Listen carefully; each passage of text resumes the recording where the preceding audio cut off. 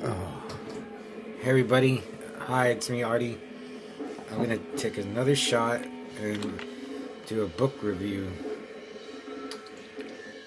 And I'm using Brisk Watermelon Lemonade as a chaser, so cheers.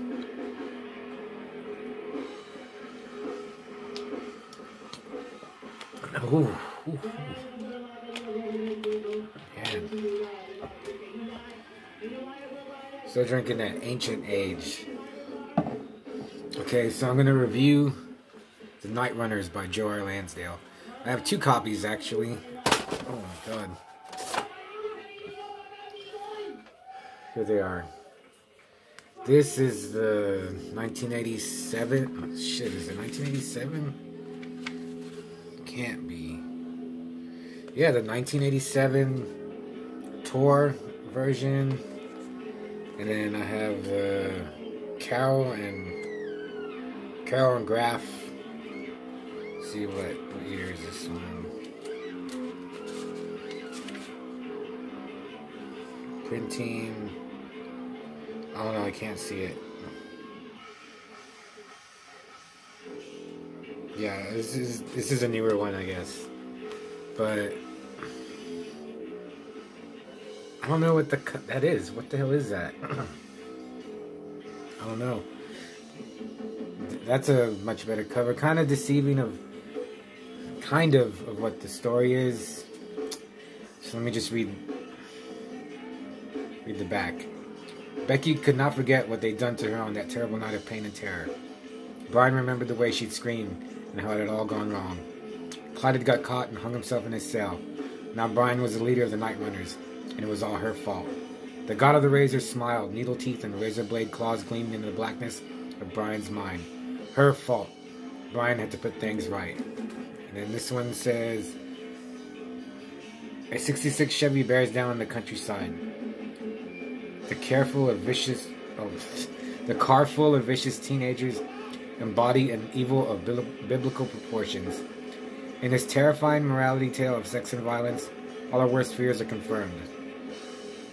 As the car's passengers accelerate on their mission of violence, a young couple are trying to escape a long-buried tragedy, but unaware of the horror gaining on them.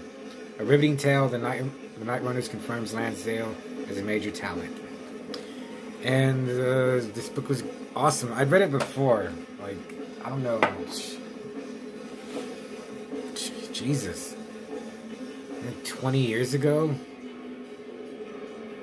And, yeah. So this is the second time I've read it. And I vaguely remembered anything about it. But reading it again, man, this was so good. It's well written and it's really violent, but it's hard to like.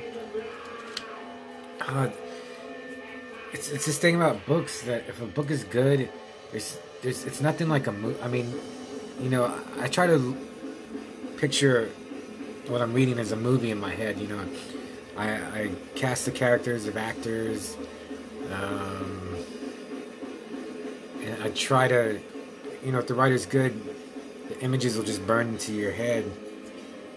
And Lansdale's good at that, but he's just he's good at weaving words. And he's just he's so direct, short, and cuts to the point. And this book is 244 pages. He crams so much info, but I mean, it's not like jumbled or anything. There's just so much, and it's just like, literally, it's a page turner. And I know I keep like ragging on Stephen King, but Jesus, Stephen King, I don't think he could not write a book under 300 pages to save his life. And Lansdale, at least. I haven't read his newer. Lansdale's great, and I haven't read his newer books. But dude, he was such a good horror writer. He kind of went just more to like a crime mystery western style now, I think. but he wrote a couple of like all-out horror novels early in his career, and it's just so good. It's so different. Like Richard Lehman has his own voice, King has his own voice, Kuntz has his own voice. Brian Keene has his own voice, and Joe Lansdale has just the biggest, loudest voice you can imagine. Just he writes just like how a person talks, but I mean, like if a person that talks, like speaks well, and has a way with words. The description, there's a lot of violence towards animals in the Nightrunners, which is pretty mean spirited. I mean, it's kind of like an easy thing to to get you riled up, is to hurt an animal. He does it a lot in Nightrunners. The bad guy killers are teenagers, and they have like a badass muscle car that they ride in. But really, it's just like, say there's like 5 in the gang. 5? Yeah, maybe like 5. But there's like 2 leaders, and they're just like the focal point of the violence and horror, and it comes from them too. But there's a supernatural element to the Nightrunners. There's this, he's called God of the Razor, which is a cool idea that Lansdale, it's just, I don't know where he like could have come up with this idea, where he got it from. It's not like, it's not a vampire. It's not they never, I mean, it's pretty, I guess it's like a demon. They never say it's like from hell. And they don't say where it's from. It's just a supernatural entity that, I guess, infects you if you're evil already. It doesn't say this in the book. I'm just speculating. And you only see him in like a dream once, the God of the Razor. And yeah, he looks like that. That's what it's described. And Lansdale, he just goes crazy with his, like, he says the jacket is made out of the skin of Aztec warriors, and I think his boots are made out of the heads of French men that were guillotined. He's just grabbing, going crazy. But yeah, I read it in a day, and in a day, like in a couple of hours. It's just, this reminded me why I like to read. And they do things in this that you just can't do in a movie. It's set in Texas, in the Galveston area. What I really wanted to talk about, like the 2 main characters, Becky and Monty, they're really good. I mean, Lansdale's such a good writer. Like he breathes life into his characters. But there's 2 peripheral characters, like these highway patrolmen, Ted and Larry, and they have like a chapter, just a couple of pages, setting them up and putting them in the story. And it's one of the funniest things I've read. I think it's the funniest thing I've ever read in a book. I think King and Kuntz and Keene, they try to be funny, but Lansdale is fucking funny. Like, and it's real, like, it's real racist and ugly and mean-spirited.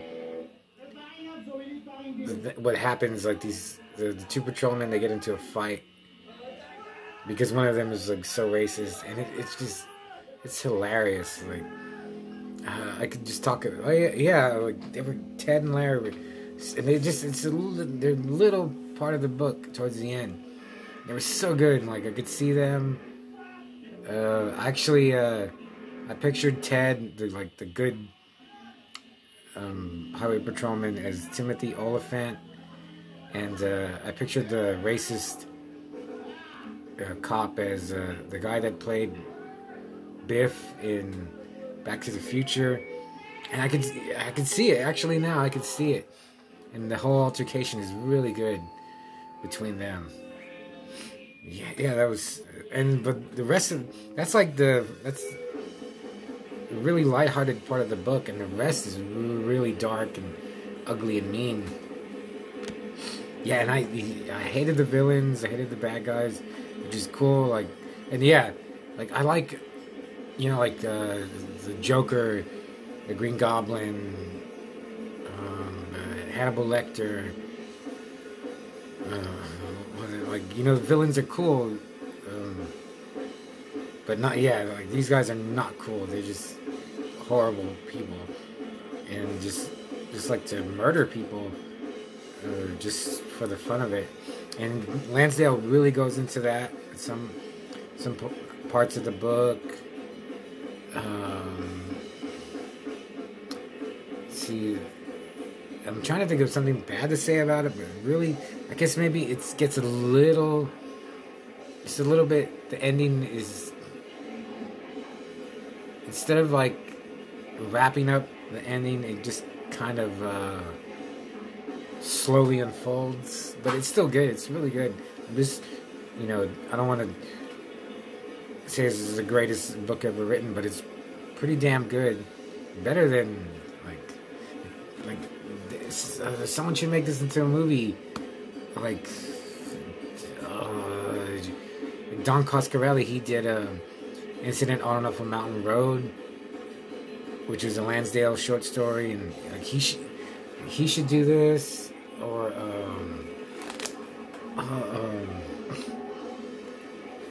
the guy who directed the Convent and Grave Dancers. Yeah, I mean, this could be an awesome movie. But besides that, it's a great book, and if you have any interest in just reading, like, I don't know, I didn't look, like, I don't know if this is still in print, but it was just so good. Like, and would I read it again? Reading it the first time to the second reading, I really didn't remember anything. I had vague. I knew. I even forgot that, like, the main character Becky had gotten raped. I just knew that, like, 2 innocent people had fallen in the path of a murderous rampage of a group of delinquents. That's all I remember. The details, it's just weird how, like, I mean, I read it, but I really didn't remember it. Now reading it this time, this one's really stuck in my head. Again, like, the day after, I was just thinking about Ted and Larry. And then the husband, Montgomery, like, he's kind of a wimpy dude. Oh, and then, yeah, they just, and another great thing is there's not, I guess there's not too many characters, and keep track of them. Like, I knew who everybody was. I didn't think, like, at no point I was like, well, who's that? And it just doesn't go on fucking bullshit tangents, or like don't know what's going on. This is a straight shot, like, into your brain of a story. So I could go on and on about the Nightrunners. It's really good. It's probably never going to be made into a movie, but if you like horror and gore and weird shit, it's just a great read. I mean, I loved it. And it's just, yeah, this, gave me hope of reading. So, if you have any questions or just want to comment, go ahead.